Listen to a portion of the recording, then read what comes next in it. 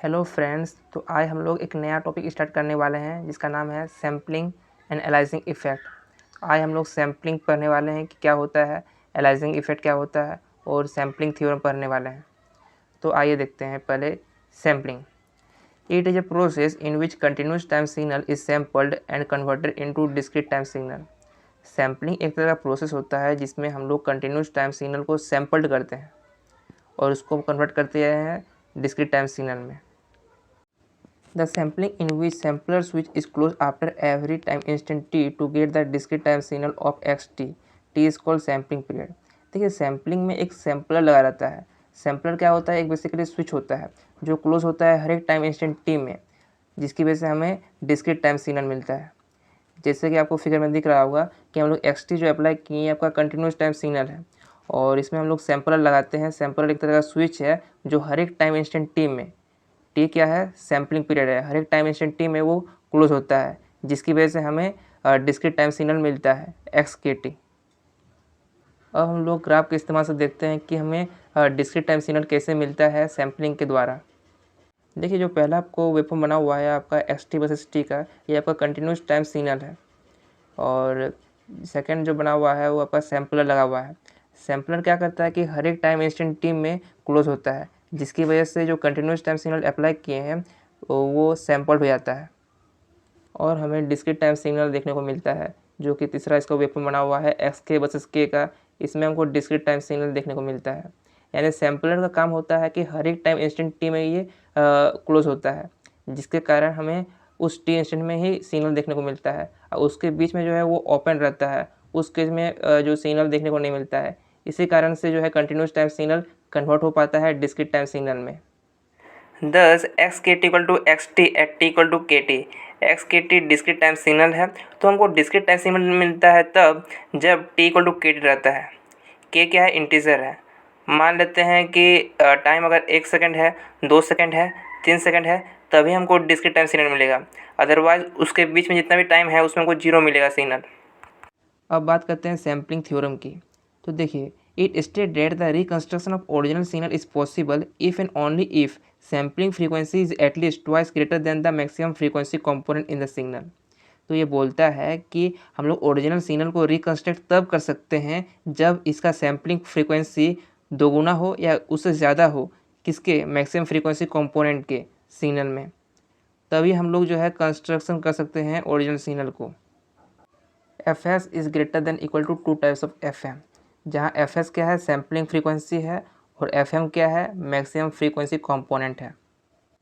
तो देखिए sampling theorem बोलता क्या है कि देखिए कंटिन्यूस टाइम सिग्नल को कन्वर्ट कर दें डिस्क्रीट टाइम सिग्नल में।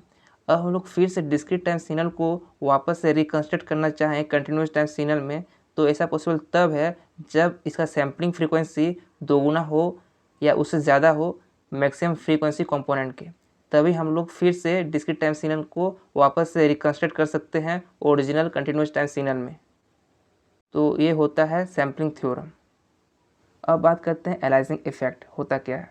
तो जब सैम्पलिंग फ्रीक्वेंसी लेस देन होता है 2 times of maximum frequency component के, तब क्या होगा कि जो ओरिजिनल सिग्नल का जो इन्फॉर्मेशन होता है वो लॉस्ट हो जाता है और सिग्नल जो है वो अनदर फ्रीक्वेंसी का रूप ले लेता है। तो इस फिनोमेना को बोलते हैं एलाइजिंग।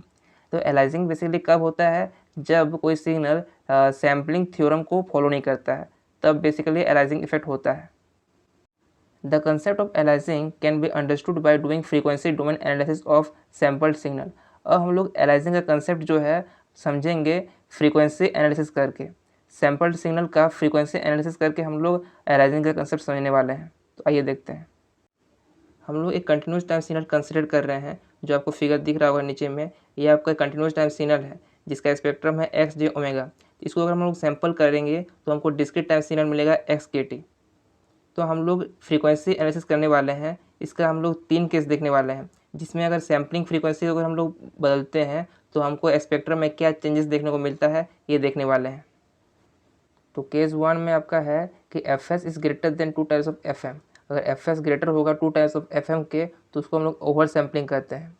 तो आपको इसमें वेवफॉर्म दिख रहा होगा कि इसका जो स्पेक्ट्रम है कुछ देर बाद हमको नेक्स्ट स्पेक्ट्रम मिल रहा है, दोनों स्पेक्ट्रम के बीच में कुछ गैप है। तो ओवर सैम्पलिंग हमको कुछ देर बाद हमको स्पेक्ट्रम में रिपीट करते हुए देखने को मिलता है। केस 2 में आपका है fs equal to 2 times of fm। ये अगर होता है इसको बोलते हैं परफेक्ट सैम्पलिंग। तो इसमें आपको दिख रहा होगा इसका वेव फॉर्म में कि इसका जो स्पेक्ट्रम है जस्ट खत्म होने के बाद फिर से इसका स्पेक्ट्रम रिपीट कर रहा है, यानी इसके बीच में कोई गैप नहीं है, तो इसको बोलते हैं परफेक्ट सैम्पलिंग। केस 3 में आपका है fs is less than 2 times of fm। इसको बोलते हैं अंडर सैम्पलिंग। अगर सैम्पलिंग फ्रीक्वेंसी लेस देन होता है 2 टाइम्स ऑफ मैक्सिमम फ्रीक्वेंसी के, तो उसको बोलते हैं हम लोग एलाइजिंग इफेक्ट। इसमें क्या होता है कि इसका जो स्पेक्ट्रम है, जो आपको दिख रहा होगा इसका वेव फॉर्म में, इसका स्पेक्ट्रम ओवरलैप हो गया है और इसमें इसका इन्फॉर्मेशन लॉस्ट हो जाता है, इसकी वजह से हमको ओरिजिनल सिग्नल नहीं दिखने को मिलता है, तो इस फिनोमेना को बोलते हैं एलाइजिंग इफेक्ट। बाकी केस 1 और केस 2 दोनों में आपका सैम्पलिंग थ्योरम फॉलो हो रहा था, जिसकी वजह से हमको स्पेक्ट्रम जो है वो रिपीट करते हुए देखने को मिल रहा था। वहीं केस 3 में आपका सैम्पलिंग थ्योरम फॉलो नहीं होता है, जिसकी वजह से स्पेक्ट्रम जो है वो ओवरलैप हो जाता है और ओरिजिनल सिग्नल जो है लॉस हो जाता है, तो इस फिनोमेना को बोलते हैं एलाइजिंग इफेक्ट। तो फ्रेंड्स, ये था सैम्पलिंग और एलाइजिंग इफेक्ट के बारे में। आपको कोई टॉपिक में डाउट है तो आप ज़रूर कमेंट करें, और इसका जो हैंड रिटन नोट्स है जो कि आपको डिस्क्रिप्शन बॉक्स में अवेलेबल है, जहाँ से आप एक्सेस कर सकते हैं और इसका नोट्स बना सकते हैं। तो चैनल में बने रहें और चैनल को लाइक, शेयर एंड सब्सक्राइब करना ना भूलें। Thank you.